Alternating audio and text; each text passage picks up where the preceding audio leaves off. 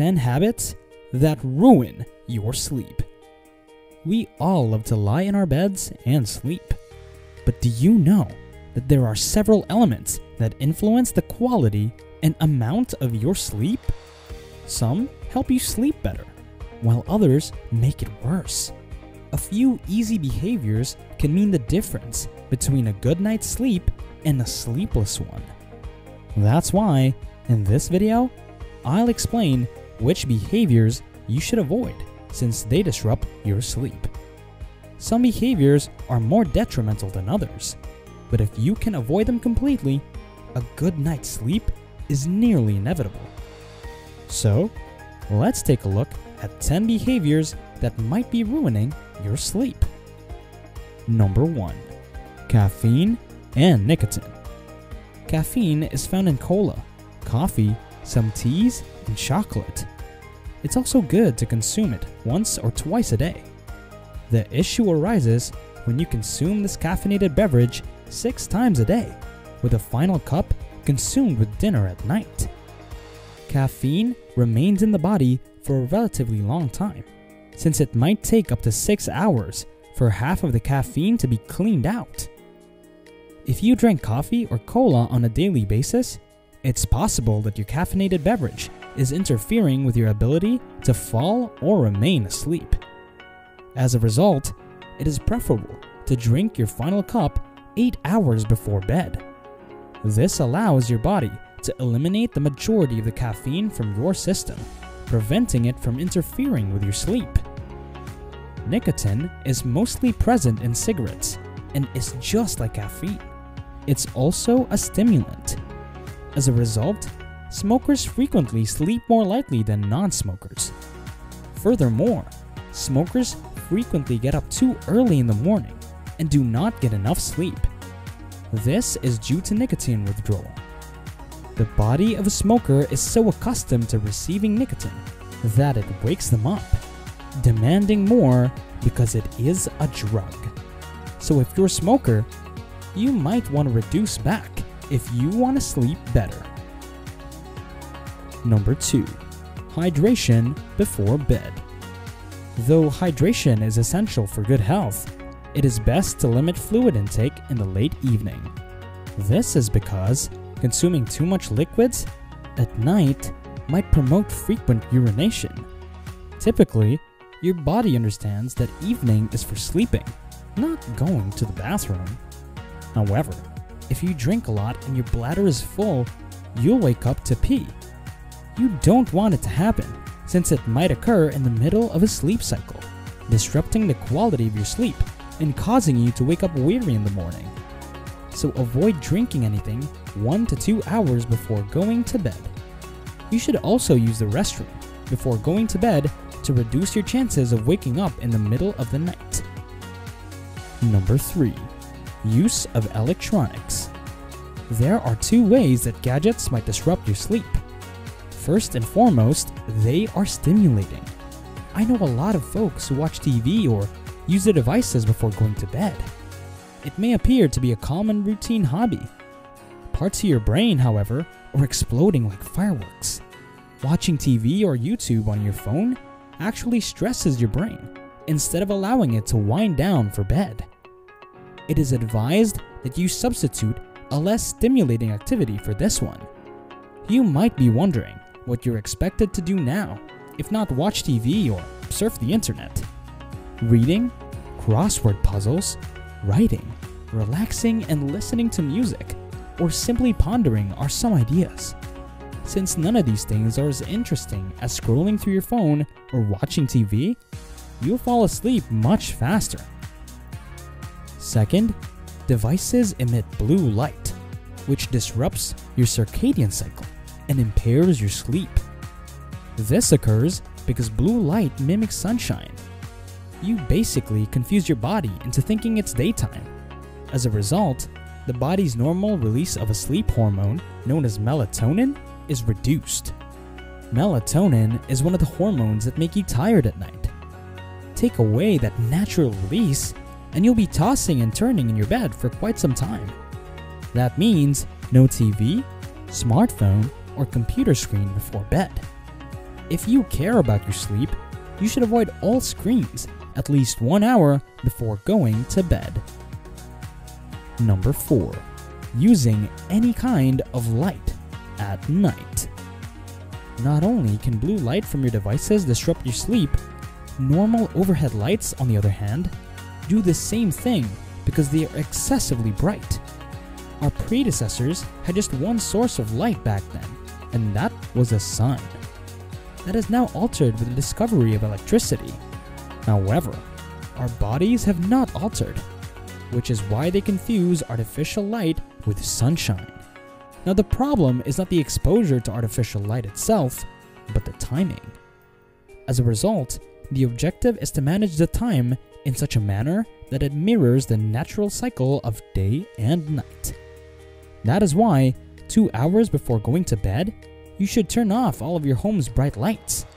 Instead, employ ambient lights that allow you to dim their brightness. Replace your standard light bulbs with red bulbs if feasible. Why is it red? Because red light does not interfere with the release of the sleep hormone melatonin in the same way as other color does.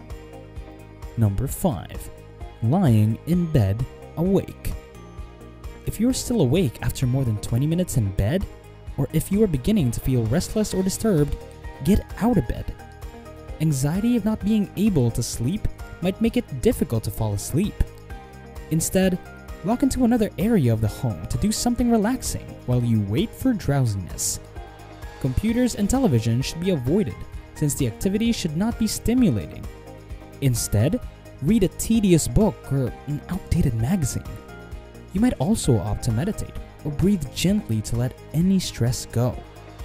Whatever you choose to do it away from your bed and only return when you're asleep. That is, when your eyelids become heavy and begin to close on their own. Just don't lie in bed awake, as it can create an unhealthy link between your sleep environment and wakefulness. Number 6. Use of alarm clocks. One of the reasons most individuals wake up fatigued in the morning is because of their alarm clock. Your sleep is made up of sleep cycles, which last an average of 90 minutes. When you allow your body to wake up naturally, it signifies the sleep cycle has just concluded. If your alarm goes off at this hour, you're in luck, since you won't be exhausted when you wake up.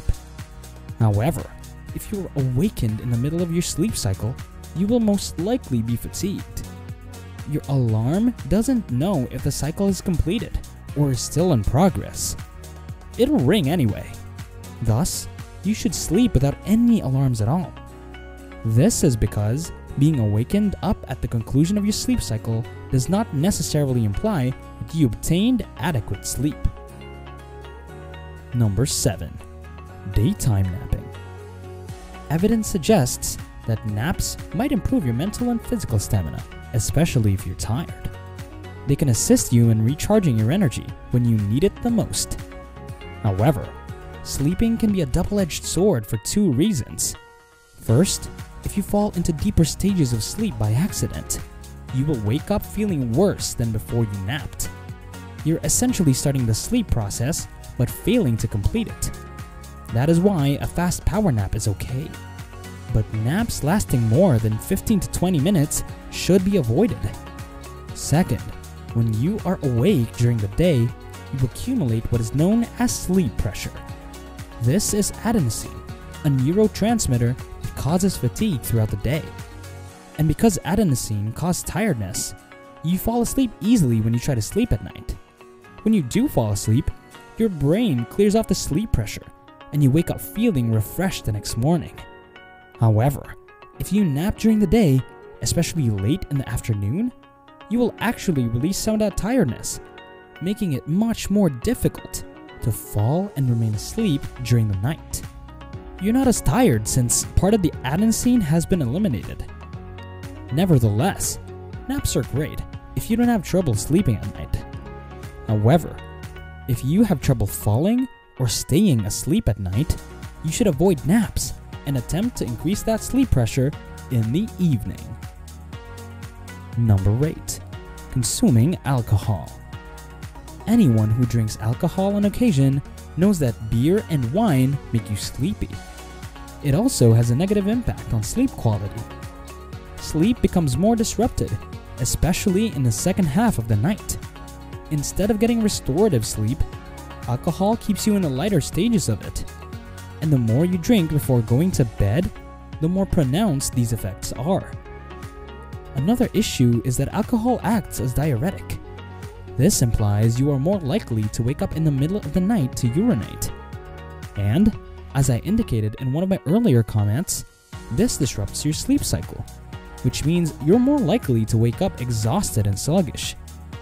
You also tend to wake up in the middle of the night, not only to use the restroom, but also when the effects of alcohol wear off. That is why, even if it may help you fall asleep faster, you should avoid consuming alcohol before bed. Number 9. Bad eating habits. Everything you eat has an influence on how well you sleep at night. A 4-day diet heavy in sugar and other carbs resulted in decreased deep sleep and more nighttime awakenings, according to a study. This is why it is advised to avoid diets that are overly focused on carbs, particularly sugar, since sugar has been equated to poison. However, how much you consume has an impact on your sleep. Severe caloric restriction, such as limiting food intake to 800 calories per day for 1 month, makes it difficult to fall asleep and reduces the quantity of deep sleep at night. This is because your body does not want you to sleep if you are hungry. It urges you to get up and look for food so you don't go hungry. However, you should avoid eating heavy meals at night. A short snack is fine, but a large meal might create indigestion, which can disrupt sleep. If you're overstuffed, your stomach will have a tougher difficulty digesting everything because digestion slows down significantly at night. So you should go to bed without being too full or too hungry. Number 10. Intake of sleeping pills. Although some people regard sleeping tablets to be a cure, they do not give natural sleep. Instead, they prevent brain cells in the cortex's upper areas from activating. Sleeping medications, in other terms, knock you unconscious. However, this does not imply that you were sleeping. You've just been sedated. Thus, it's better to avoid them completely. Sleeping medications can never replace good sleep habits. You might unconsciously do some of the things that I have mentioned in this video. So, if you are someone who is always sleep deprived, follow these tips to make your sleep tight. Also, it would mean a lot if you follow us by subscribing to this channel and liking this video so you won't miss any updates from our next videos. That's it for today's video. Thank you so much, and we'll see you next time. Bye!